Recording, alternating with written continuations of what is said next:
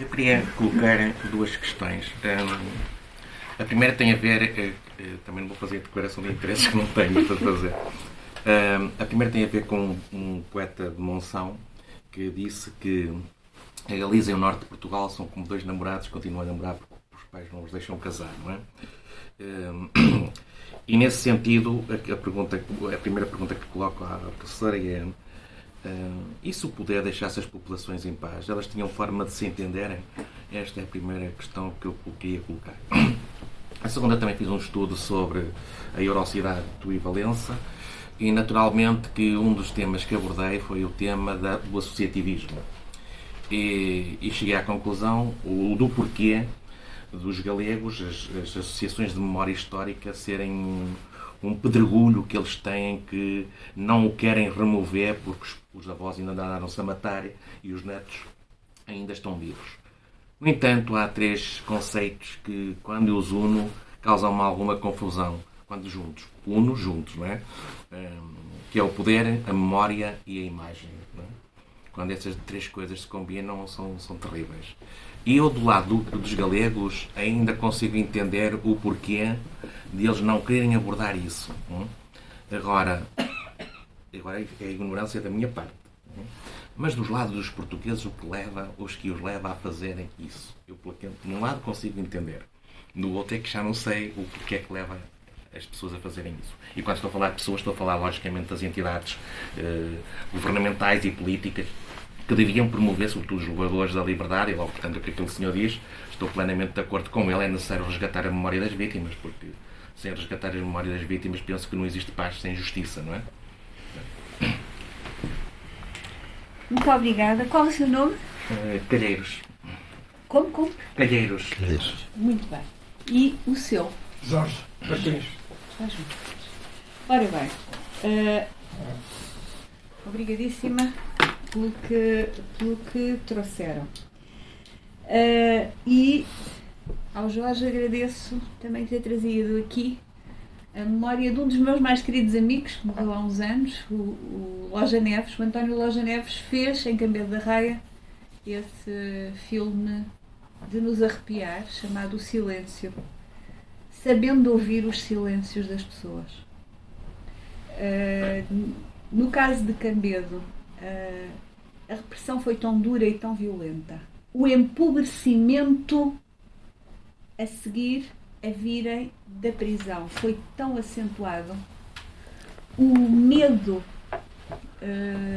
as ditaduras têm essa capacidade de tornar o medo uma coisa que se infiltra, que entra dentro das casas e que faz com que as pessoas pensem: isto ainda pode ser pior para os que estão aqui pequenos, para as gerações que vêm a seguir.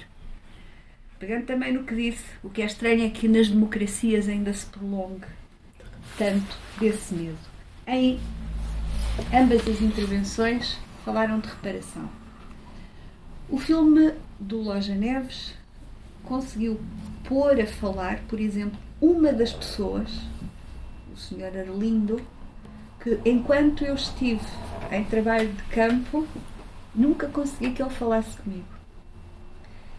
Na casa do Sr. Arlindo estava o único telefone público da aldeia enquanto eu fiz trabalho de campo. Hoje todos temos um telemóvel que nos serve para filmar, para tirar fotografias.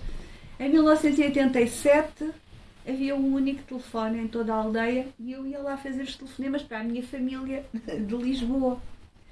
E quando o caso de Cambedo chega ao meu conhecimento, eu começo a tentar falar com toda a gente e percebo, quando consulto a documentação, que a família do Sr. Arlindo é uma das mais lesadas. O pai dele era guarda fiscal reformado e era das poucas pessoas na aldeia que assinavam um jornal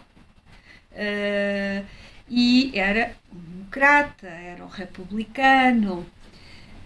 A família do Sr. Arlindo, porque os que estavam, os três guerrilheiros que estavam lá na aldeia, dois deles saltam para a casa de uma tia do Sr. Arlindo, por causa disso, esta família, e também porque o pai dele longamente fechou os olhos ao facto, como faziam praticamente os guardas fiscais todos da raia, fechavam os olhos ao facto de haver ali espanhóis, de haver, neste caso, galegos. É muito curioso olhar para os registros paroquiais. Os padres, anualmente, desde o Concílio de Trento, temos registros paroquiais, há uma benesse quando queremos trabalhar aldeias.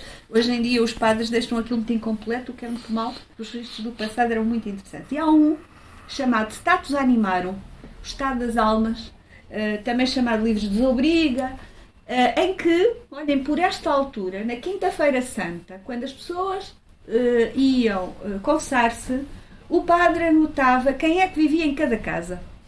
E então assinava, punha com M grande marido, M pequeno mulher, FO filho, FA filha, e portanto nós temos no ano de 34 temos a constituição das casas, 35, 36, 37, 38, e a partir de 36, nesta fronteira, nos registros paroquiais começa a haver uma outra letra. Aparecia também o C de criado, criada, que é o H, hóspede. Quem eram estes hóspedes? Eram os refugiados. O padre confessava-os, não os denunciava. A guarda fiscal não os denunciava também. Por causa disso, a retaliação vai ser tremenda. E aquele homem que já estava reformado perde a pensão de reforma. Durante o tempo em que a família esteve presa, as famílias, estou a falar desta especificamente, mas todas as outras, enquanto estas famílias estão presas, as terras ficam por cultivar. Ora, por muito que nos digam que a propriedade gera riqueza, não, só há uma coisa que gera riqueza, que é o trabalho. E, portanto, terras por trabalhar não servem de nada. E quando essas pessoas vêm da cadeia, não só em alguns casos, um caso que o senhor Arlindo contava, que a mãe dele, quando foi presa, estava a mexer no sutiã, onde tinha guardado algum do dinheiro que tinha em casa. E esse dinheiro foi-lhe tirado. Ou seja, todas as economias da família ficaram na posse, penso que do responsável da GNR de Chaves. Ora bem, o que se passa é que esta gente que tanto sofreu, e de quem eu suponho que se sentirão tão herdeiros como eu do exemplo, porque é um exemplo de solidariedade, esta gente ficou por ver até hoje, os seus herdeiros, a reparação em relação àquilo que fizeram. Quando organizámos a cerimónia em dezembro, convidámos o Sr. Presidente da República, que não respondeu. A minha intenção era fazer algo para que a Cambeda da Raia fosse atribuída à Ordem da Liberdade. Porque aquela povoação já penou demasiado. Penou primeiro com o sofrimento, penou a seguir com o silêncio, um silêncio a que a democracia não pôs cobro. Porquê é que isto será assim? Porquê é que temos tanto problema em lidar com isto? Aquilo que, no que toca, por exemplo, ao poder político de Chaves, aquilo que me fui apercebendo é que quando há presidentes da Câmara que tiveram alguns familiares que acolheram gente, o apoio que esses presidentes dão quando queremos fazer alguma homenagem é grande. E isto, independentemente dos presidentes serem do PSD ou serem do PS. Quando, por exemplo, como acontece neste momento, a presidência é do PS, mas tem um desligamento total em relação às relações de fronteira, que parecem não ser importantes para construir uma ideia do que é ser dali. E sobretudo em que o passado parece não ser necessário para construir o futuro. Porque, atenção, uma das características dos tempos do neoliberalismo e com os neoconservadorismos que lhe estão associados, é precisamente não dar ao passado qualquer importância. E é ver, olhem, no debate atual em torno da guerra, já nem digo hesitações, em alguns casos nem sequer se tratou disso, até se tratou de impedir quase que se inserisse a história para compreender o que está a ocorrer. É que sem de facto entendermos tudo o que seja, tudo o que quer que seja em processo, temos também grande dificuldade em construir o futuro. No que toca às questões da reparação, a nossa transição para a democracia, é extraordinária, porque ao contrário das outras transições para a democracia que conhecemos, a espanhola, a grega, da Argentina, do Uruguai, do Brasil, do Chile, são muito pactuadas entre as elites. Porque depois de uma ditadura há que fazer o possível para que venha a haver para que aquele país consiga ligar-se. Ora, apesar de nós termos tido essa originalidade de passarmos para a democracia com um processo revolucionário, que durou pelo menos 19 meses, nem assim, nestas questões da reparação, nós fomos muito longe. Os PIDs escaparam incólumes. Aliás, em 1992 foram agraciados, vários deles, com pensões por altos serviços prestados à pátria.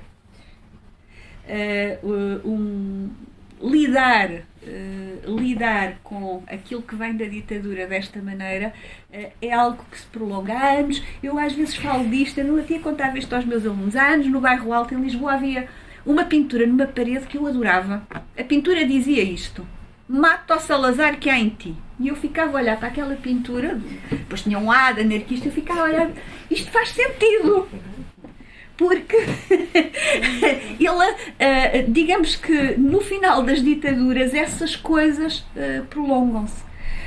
Não querer reconhecer, no exemplo dos vizinhos de Cambedo, aquilo de que queremos ser herdeiros, é também permitir que, do ponto de vista hegemónico, aquele não seja o exemplo necessário para a democracia, e tem de ser. E esse reconhecimento parece-me muito importante. Voltando ainda à questão da fronteira, é impossível viver na fronteira sem transgredir, todos os dias.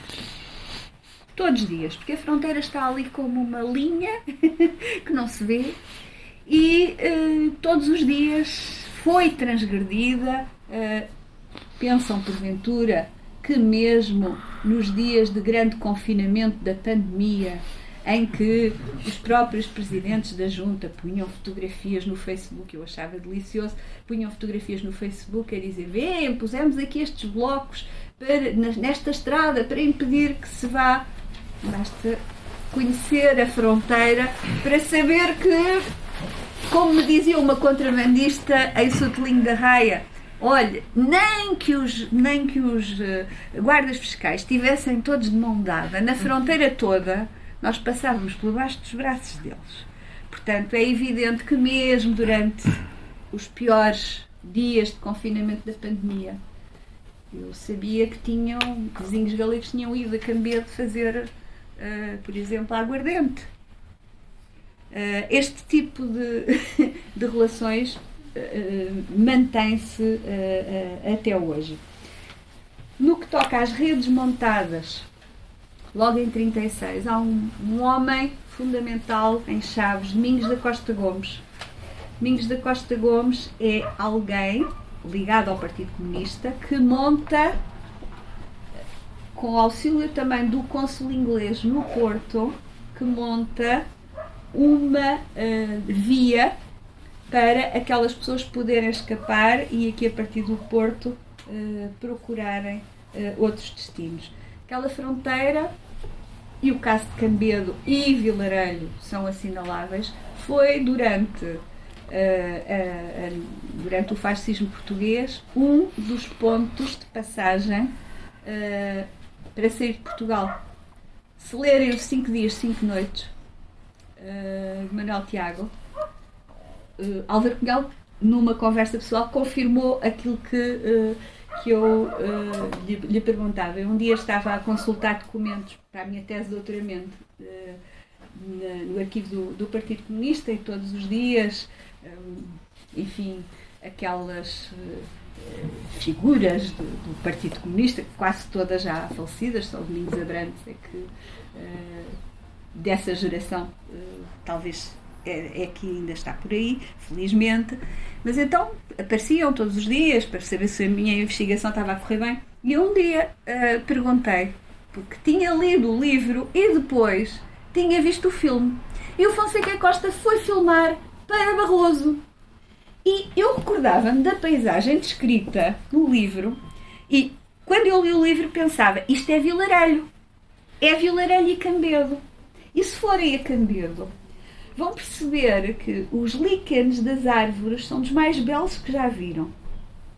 E a descrição do Manuel Tiago era muito condicente com a paisagem que eu conhecia. Eu perguntei ao Álvaro Cunhal, doutor, desculpe, mas no filme aquilo foi filmado no Barroso, mas o seu doutor não passou na zona de Vilarelho e Cambedo? E eu disse, sim, foi nessa zona de Chaves que eu passei. Portanto, a confirmação veio do lado dele. Sabíamos, até pelas memórias daquele PID Gouveia, que o Cambedo fazia parte do aparelho de fronteira do Partido Comunista. Portanto, esta é uma zona reconhecidamente de passagem utilizada para sair de Portugal. O caso de Cambedo merece destaque, mas também merece a Ordem da Liberdade o povo de Barrancos, que aqui referiu. O povo de Barrancos, no Alentejo, na herdade da Coitadinha, e não só, acolheu 1030 e tal pessoas que só não tiveram o destino que era habitual, que era pô-los do outro lado da fronteira para serem logo ali fuzilados, porque eram muitos. E porque houve o papel de uma pessoa ligada também à Guarda Fiscal e que impediu que assim fosse. E essas pessoas foram levadas até Moura, e de Moura por comboio foram até Lisboa, e de Lisboa foram entregues ainda ao governo republicano em Tarragona, passando pelo Mediterrâneo até Tarragona. Temos estes casos que deveríamos exigir que tivessem a Ordem da Liberdade, porque merecem estas populações. Os vizinhos de Barrancos eram paupérrimos, exceto os 2 ou 3 latifundiários, mas eram vizinhos muito pobres, e foram esses vizinhos muito pobres que durante aquelas 3 semanas tiraram do pouco que tinham para sustentar 1000 e tal pessoas que ficaram por ali. Foram as mulheres de Barrancos que foram aparar as crianças que nasceram por ali, porque várias das mulheres que passaram a Ribeira do Ardila vinham grávidas e tiveram ali os seus bebés. Quem tem dado importância a isto tem sido frequentemente sempre do outro lado da fronteira. No caso de Barrancos, tem a medalha de ouro da Extremadura. No caso de Cambedo, ou no caso de Barrancos, o reconhecimento do lado português não está inserido na memória pública da sociedade. Está na memória coletiva. O facto de estarmos aqui significa que isto já está na nossa memória enquanto coletivo. Mas estar na memória pública significa que da parte do Estado tem de haver esse reconhecimento de que esta memória é decisiva para o futuro que queremos. E isso, as políticas de reparação do Sul e também pouquíssimo na Argentina, as políticas de reparação nestas transições para as democracias foram profundamente deficientes. No caso espanhol, a recuperação da dita memória histórica começa sobretudo a partir de 1999-2000, apesar do Franco ter morrido em 75. não é? E aqui também temos um grande trabalho para fazer, para inscrever na memória pública, para pôr de facto os meninos na escola a terem lá referência a estes casos, porque na escola, na toponímia, nas cerimónias que vamos fazendo, nos livros, nos filmes, é aí que vamos garantindo a inscrição nessa memória pública de que queremos ser herdeiros. Porque, atenção, nós escolhemos o passado que queremos. O passado é um país estrangeiro, diz um autor. É exótico, está lá. E nós escolhemos de que passado queremos ser herdeiros. E, pelos vistos, em 92 agraciámos PIDs com pensões por altos serviços prestados à pátria. Ora, as sociedades democráticas não devem nada àqueles que foram torturadores, torcionários, adeptos da ditadura. As sociedades democráticas são herdeiras de quem? Dos que resistiram, de gente como a de Cambedo, que até hoje,